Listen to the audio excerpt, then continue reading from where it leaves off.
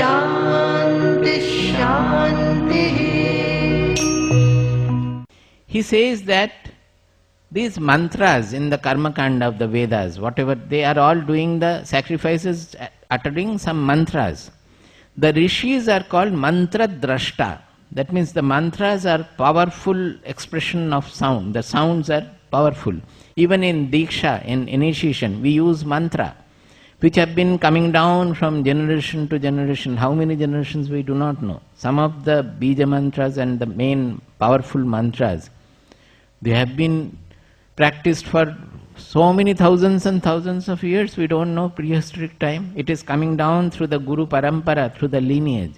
And through practice, they become more and more powerful.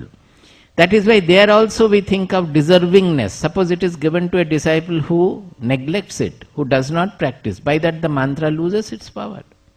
You understand? That is why the Guru has to select the disciple. And when we do not follow the Guru's instruction, we do not chant the mantra given by the Guru, we are actually harming the whole culture. We are traitors. Because we have taken the mantra, but the power it has, we are not giving the value. We are not doing the japa, we are not practicing the mantra. So actually it is by our not practicing it, we are depleting the power of the mantra. But if we practice it sincerely, then the mantra gets more and more powerful. That is why it comes down through Guru Parampara. The Guru will give to the disciple, Guru who has practiced and known the power of the mantra. Finally, when we are initially starting the mantra, we don't know the meaning of it. Maybe Guru will explain. But the real power, the Chaitanya of the mantra, Chaitanya means the spirit of the mantra, that we may not know immediately. Sometimes we may know, sometimes we may not know. But as we practice and practice and practice, the mantra becomes like a living being. The fire becomes a living fire. Initially it might be just like a picture of a fire. I know that, or a distant vision of a fire. I know that it is fire. When I come close to it, it will give me heat, it will give me warmth.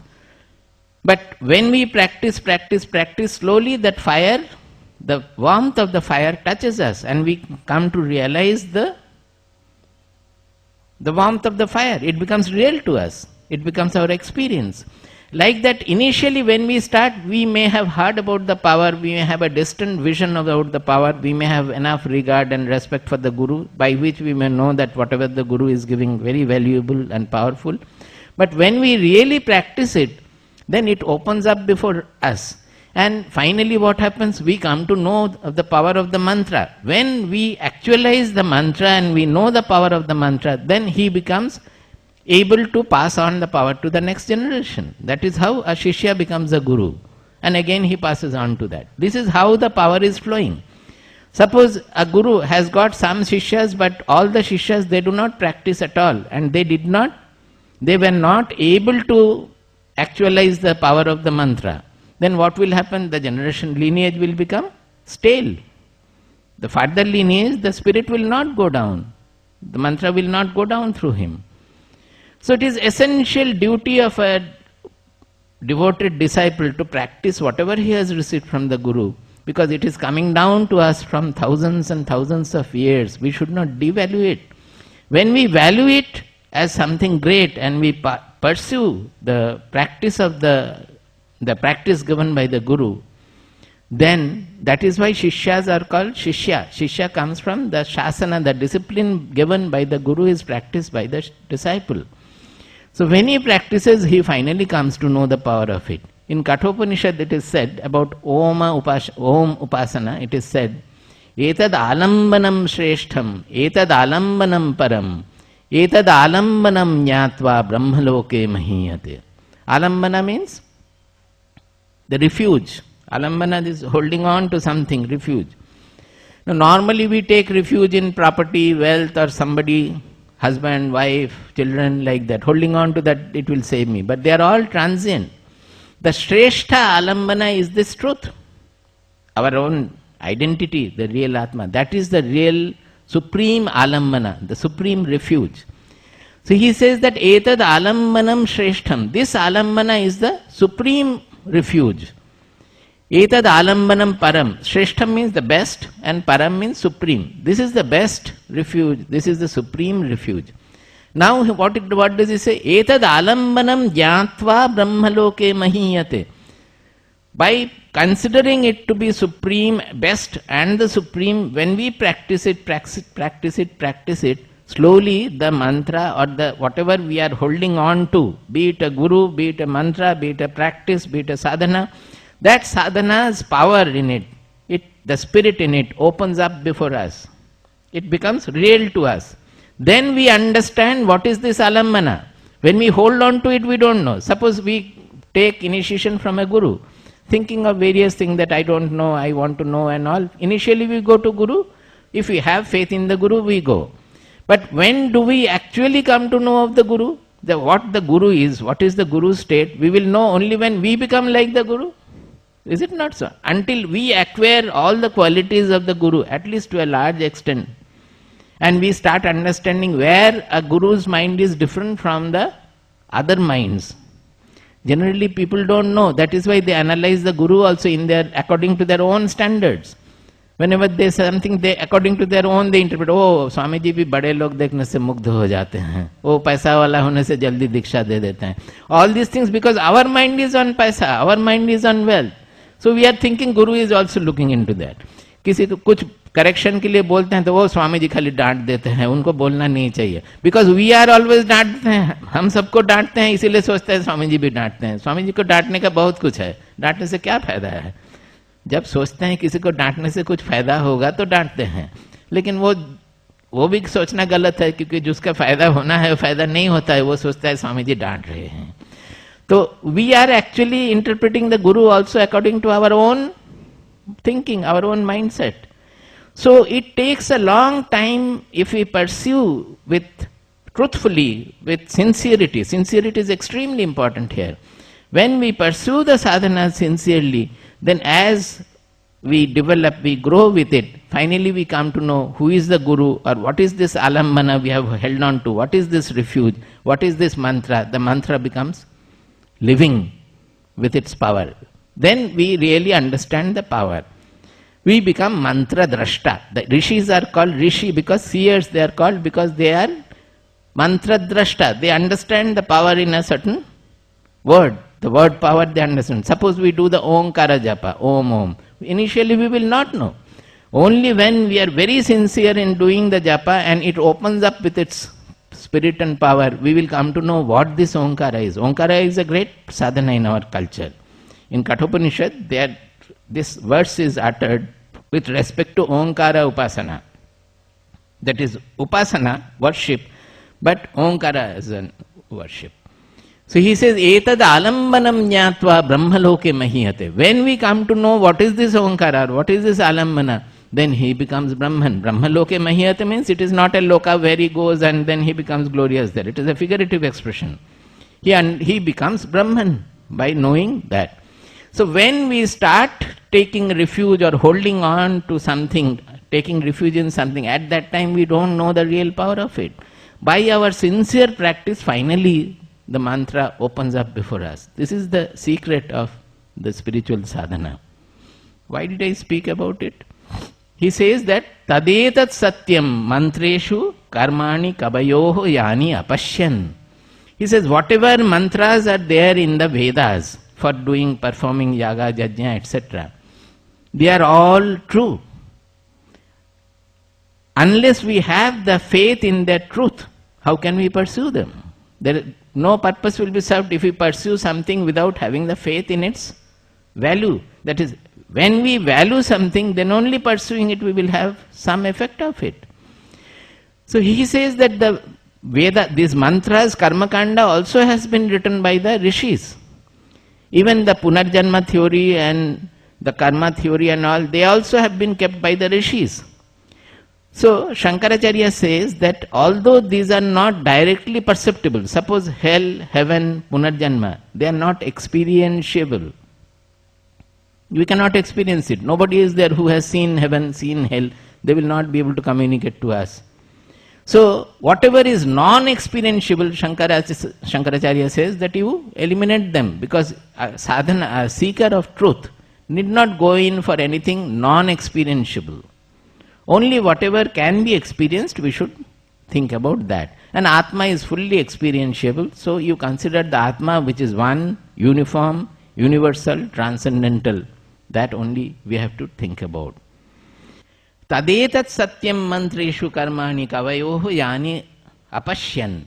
That in this mantra, whatever the rishis have seen and they have written down in the Vedas, have the faith that tadetat satyam, they are all true. They have their power, they have their meaning.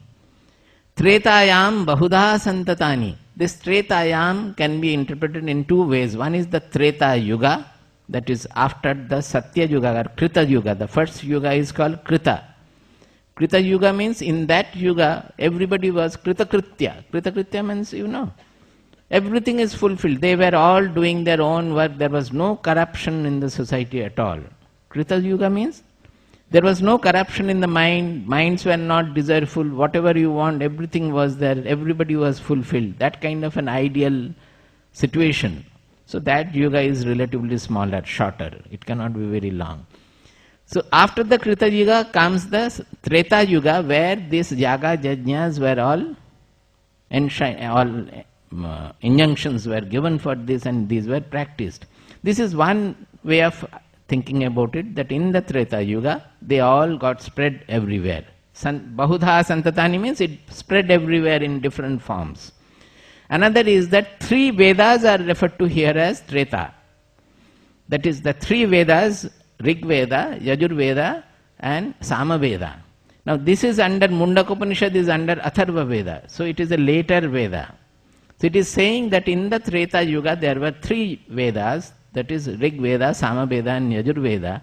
In those three Vedas, these karmas have been enshrined in various ways. Each Veda is discussing about this, do this, then you will have this, do this, this will be happen. Some are for having children, some are for having wealth, some are most of them are for having some heaven of different kinds, etc. All these karmas are mentioned there. But he says that you should pursue them with full faith in them. If you don't pursue them with faith, then you better not pursue. It's better not to pursue. If you have faith, then only you do it. Tani acharatha. Acharatha means you must, you ought to pursue them. Niyatam satyakamaha. Thinking that becoming satyakamaha, that is whatever as the fruits of this karma, whatever the results will be had from the karma, having full faith in that, full sincerity, you pursue them. Eshavah panthaha sukritasya loke. This will take you to the world of all the sukrita. Sukrita means good work done. So these are the ways to ensure a good life, a good society is what they mean. Sukritasya loki means normally if it is told about the life here and all these things, people will not be interested. They are worried about what will happen after death. So they are mentioning that after death also you will be taken to a very good heaven and all those things. Now later on they will say it is all carrots, that by putting the carrot of heaven, and a heaven where you will have only fun, there is no suffering, nothing. So, or some gains which we are not able to get in this life, in this world, those are available in the heaven. So putting that carrot, they are bridling your habits to perform the yagas. Otherwise you will do all nonsense things, harmful things. You will take to stealing, dacoity and all corrupt methods and all. So it is a way of bringing back the society or keeping the society on an auspicious track. That who will do the yaga? Suppose a person is not having any desire for the heaven, he will not perform, because the fruit of the yaga is said that he will reach that heaven after your death. Now who is not worried about what will happen after death, he is not going to perform the yaga. Suppose a person is given to knowledge, he is not worried about the heaven at all. He will not do the yaga. So only the people who are desirous of heaven will take to this. But by that desire, they are not doing anything wrong, anything bad. Because the yagas are, whatever they are doing in the name of yaga, for the yaga, everything is good. I will discuss about whatever they will do. Everything is good for the society, good for him. Not only that, the discipline of performing the yaga is to bridle his mind, make his mind disciplined, make his mind one-pointed, and also making his mind desireless. The whole yaga is done in a manner. See, whatever goes on in the name of spirituality in our country, the purpose is only one. Be it worship of some deity, murti, or yaga, yajna, or some achara, ritual, etc. Everywhere the purpose is only one. Our mind is always divergent. It is always clinging to multifarious objects and objective situations, liking this, disliking this, and always clinging various kinds of things. How to make that mind one-pointed? To make the divergent mind convergent and one-pointed. Say deity, if somebody is devoted to Kali or Shiva, by thinking of Shiva, at least initially if he does the worship for half an hour, at least that half an hour his mind is collected from the worldly variations and he is thinking of Shiva. He is not thinking of his enemy, he is not thinking of his friend or anything of that sort. He is thinking of Shiva. So at least half an hour the mind is remaining convergent and collected. And if it becomes like that, he will understand the benefit of having an integrated mind or an one-pointed mind or the collected mind. Immediately the peace will dawn. If the mind can be collected on anything, so to say, if the mind becomes one-pointed, immediately the stressfulness, the scatteredness we feel inside, it will go. So there will be dawn of peace. So he will understand. He will think maybe that by doing puja I have become peaceful. Let him think, because people are not able to understand the whole mechanics of our psychology and all. Taking that, all the designs of rituals have been done. The puja has been oriented in that manner so that the mind becomes peaceful, the mind becomes powerful, if we do it properly. So whatever goes on in the name of worship or rituals, it is only to make the mind, that divergent mind, the distracted mind, the dissipating mind, collected, integrated, one-pointed, focused. That is the purpose. Now if you can increase the half an hour puja to whole day, naturally the mind will remain focused throughout the day. You will think, whatever I am doing for Shiva. So even not only puja room, other places also you are doing for Shiva. Suppose somebody has come whom you dislike, you find him also is Shiva. My Shiva is sitting there. So immediately the immediate dislike or hatred will go. You will say whatever is needed.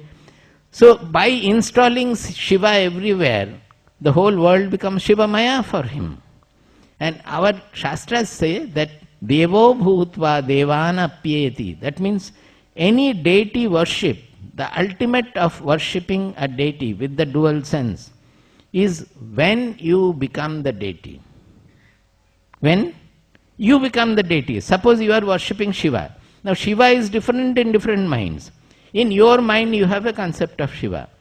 Now if your mind becomes completely focused on Shiva, completely focused, what does it mean? You will forget the world. And you forget the world means you will forget yourself also. That I am worshipping Shiva also will be forgotten. Only Shiva will remain. That I will become the Shiva. There I, personal identity will not be, that body-mind personality identity will not be there. Are you able to think that?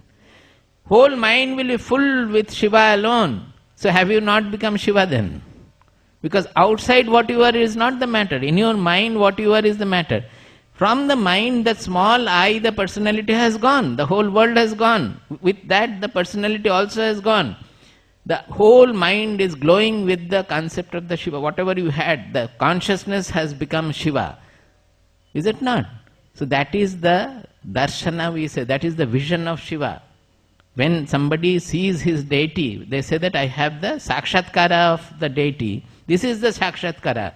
In our spiritual language, it is called savikalpa samadhi. Savikalpa samadhi. This is also a samadhi because the anta samadhi means actually the antakarana. Antakarana, you understand? Our inner being. So the whole antakarana becomes the Shiva. Now why it is called Savikalpa? Because that is also a form. According to my concept of Shiva, the whole consciousness has taken the form of Shiva. Now who is devoted to Kali, his consciousness will take the form of Kali. So this form is imposed by our mind, our preconceived ideas and concepts. It is in form. Imposition takes place. So it is called Savikalpa. That Vikalpa is there. The formfulness, the modification is there. This becomes Nirvikalpa when we go transcend that form. You know about Ramakrishna Deva. I have also said that he was finding it very difficult to go over to the Nirvikalpa Samadhi which Totapuri wanted him to have.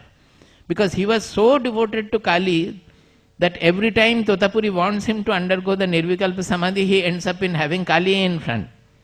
And Totapuri started shouting at him, banish that lady, otherwise he will not go. Finally he hit his forehead with I think firewood or something, a piece or so. Then Ramakrishna Dev could transcend and get into the Nirvikalpa Samadhi. Nirvikalpa means even that mental form will not be there, absolutely free of forms. So when we are worshipping or doing yaga or so, it is all according to our mental concept. The purpose is to integrate the divergent mind, make it one-pointed, make it focused on one, so that it becomes, and I said Devo Bhutva Devanapyeti, there I started. So you become the Shiva there. Shiva means only Shiva exists there in your mind, so you become the Shiva. That is why it is said. He says, Tanya acharatha niyatam satyakamaha eshavah pantha sukritasya loke. So whatever you do, if you do it sincerely, properly, then your mind becomes integrated, your mind becomes focused, your mind becomes one-pointed. When it has become one-pointed, suppose the whole mind has become one-pointed, what is there in the point, you can simply drop it. That is, suppose it is Shiva or Kali or so, drop that on which it is focused. Immediately you get back yourself. Then the self remains revealed in its own pristine glory. Is it clear? Because it is not taking any form. It is not getting small by expressing any form. The moment it is expressing as Kali, then also it is limited by the Kali form. The moment it is expressing as a Shivahood, as a Shiva form, it is getting limited. It is Shiva, it is not Kali. When it is Kali, it is not Shiva, or it is not Vishnu.